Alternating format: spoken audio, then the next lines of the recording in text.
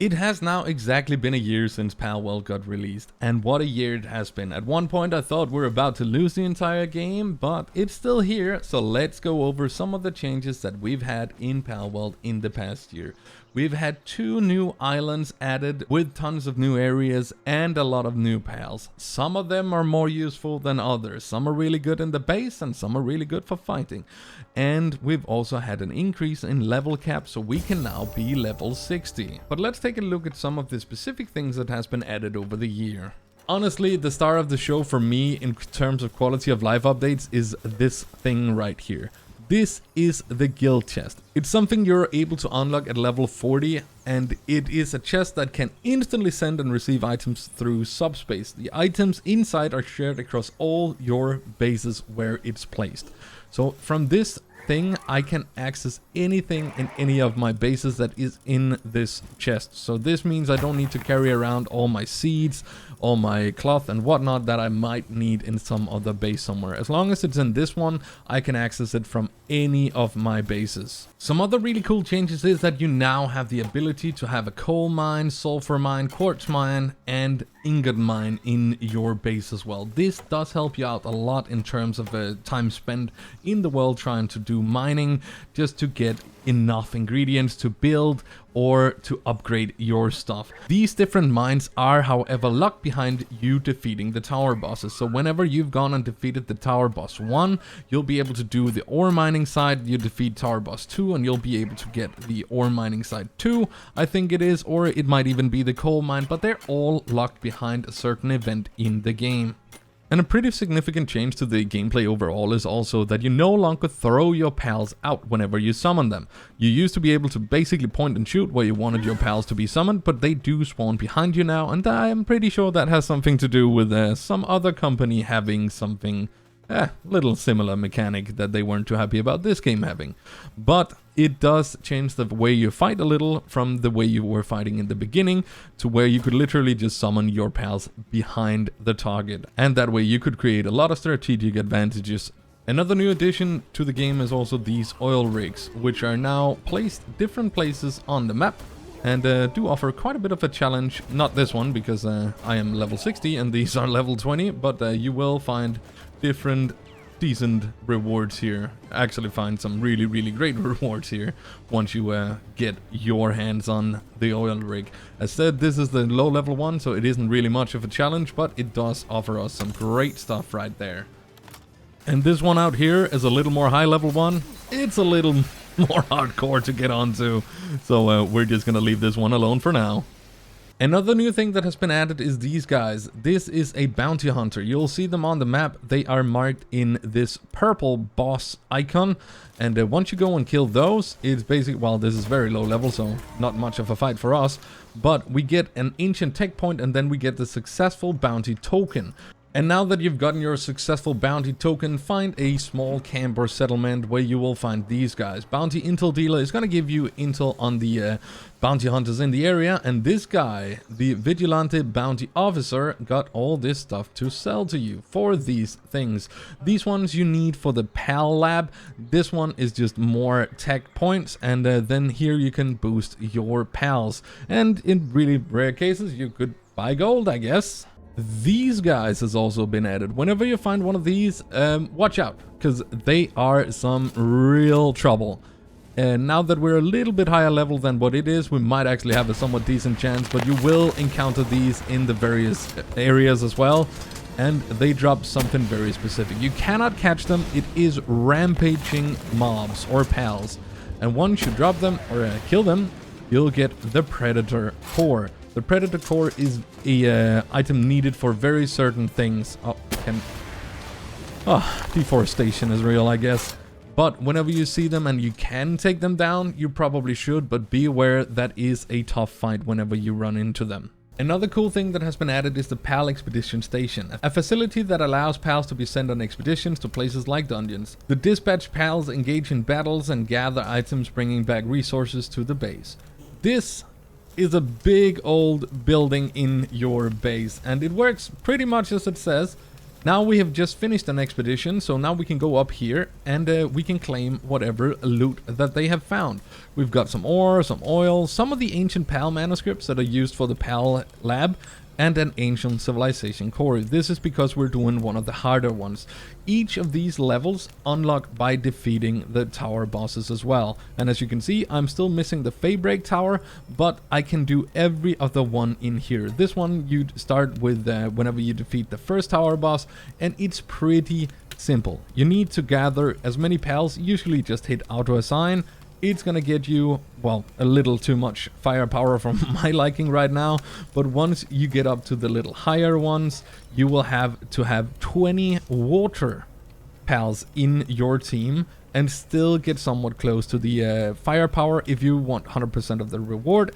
If you don't care about getting 100% of your rewards, you can go in with less firepower than what is needed. But as you can see here, our firepower is pretty high because we have so many high level and very strong attacking pals. We just start, then we wait for 25 minutes, and then we go loot what we just did. If you are playing on a multiplayer server as well, you can be doing the flea market for pals and items, so you can literally have a little bit of an auction house going on. There's also been a change to these, the water fountain, the flower bed, silo, and whatnot, that helps you improve your pals in the base whenever they're placed down. These are now also locked behind things. Must research witch cauldron development. And this is now in here. This is the PAL Labor Research Laboratory.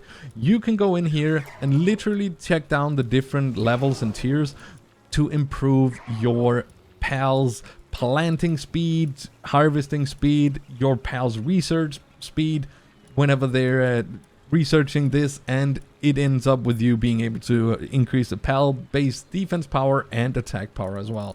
And you can see here that there is one for each of the different skills, medicine all the way through handiwork. And if you then want to unlock the silo, you have to research this before you can unlock the silo in your tech tree. We've also seen these introduced to the game. These are the rainbow traits. They are now in this blue shining color. Where Swift used to look like this, it's now like this, and I just think it's because it is the best version of that thing that you can get. We've also seen some new one added, at least I hadn't seen them before. Legend has been in the game for a long time, but Demon God, I had never seen that one before, which is really strong with 30 attack and 5 defense, and you have various different ones as well. We have a vampiric one too, and you can even get this one, remarkable craftsmanship, which is 75% work speed, combine it with work slave, which is 30%, 50% from artisan, and have vampiric on, which basically just means your pal is not gonna need sleep. Well, you have a machine working at your base. We've also seen the addition of these meteors and supply drops, and they're basically just a little helping hand once in a while to better yourself. Right here we have the PAL metal armor schematic, which is some pretty high level stuff because we are in a high level area, one of the new ones. Then we have the might elixir, some oil, a little bit of spheres, and a defense pendant. But these drop on a somewhat regular basis and will just in general give you a little boost. Pretty early on we also saw the training manuals added. This is basically just a little bit of an XP scroll that you can hand to your pal. You just use them on your pals and they will see a little bit of increase of their experience. Obviously, when you're high level, it doesn't do much. But if you're just getting a new pal that you just read, this is a very nice little helping hand. So you don't have to be stuck with a super low level when you're going out on your adventures. These things were also added where it's basically just a pile of garbage that you can go and search. And most of the time you're going to get something really decent out of it. This time we got the dog coins and we got some assault rifle ammo, which usually seems to be a little higher than the level of the area that they are in for the stuff that you're finding. So whenever you see these, it's pretty much always a good idea to just go ahead and pick them up. And to those dog coins, any of these abandoned churches around will have these guys in here with his golden cape. The stuff you can buy from this guy is actually really cool. Some of them are more like accessories, but these two in particular helps you have more accessories on your character. Also, you can then buy these potions for the dog coins. These ones are used to increase your attack power, health, stamina and whatnot, where these ones are used on your pals' attack power, health and defense. So definitely worth going and picking them up when you find those piles of scrap or any other way to pick up the dog coins. A thing that we've also noticed, and this is with the latest big update to the game, is that the capture power definitely have had a big nerf. It might say 70%, but most of the time it feels way less than that. This time it seems like we do get lucky, but I tell you, you will be struggling in the beginning. But they did add these things here, which is sphere modules, which is then going to increase your range and capture strength. There is different versions. There are some that curves the spheres and such whenever you throw them as well. That gives you additional strength, but it is harder than it used to be. Already since the beginning of the game, you were able to butcher pals. They have changed how it works these days though, because they've introduced the disassembly line. You can literally take any pal, just put it on, you can put up a nice little queue, and it's gonna do it for you. And on the other side, a little bit of wool and a little bit of lamb ball mutton came out.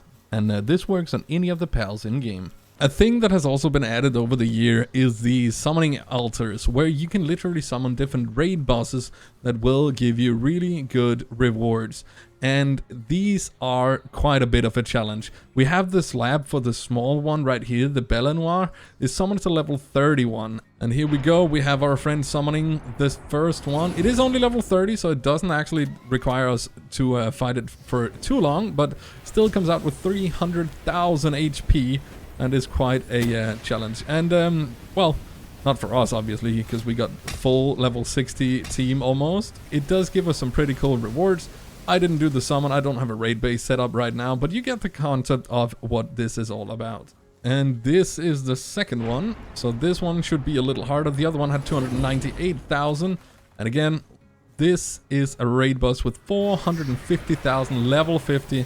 This is a little bit more of a challenge. I'm just going to make sure to kind of stay out of the way on my somewhat newly hatched mount right here, because I really don't want to get too much in the thick of it.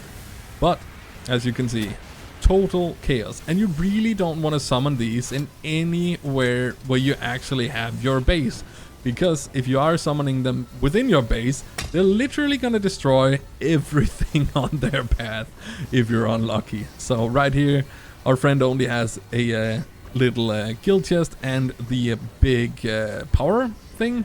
So that's it.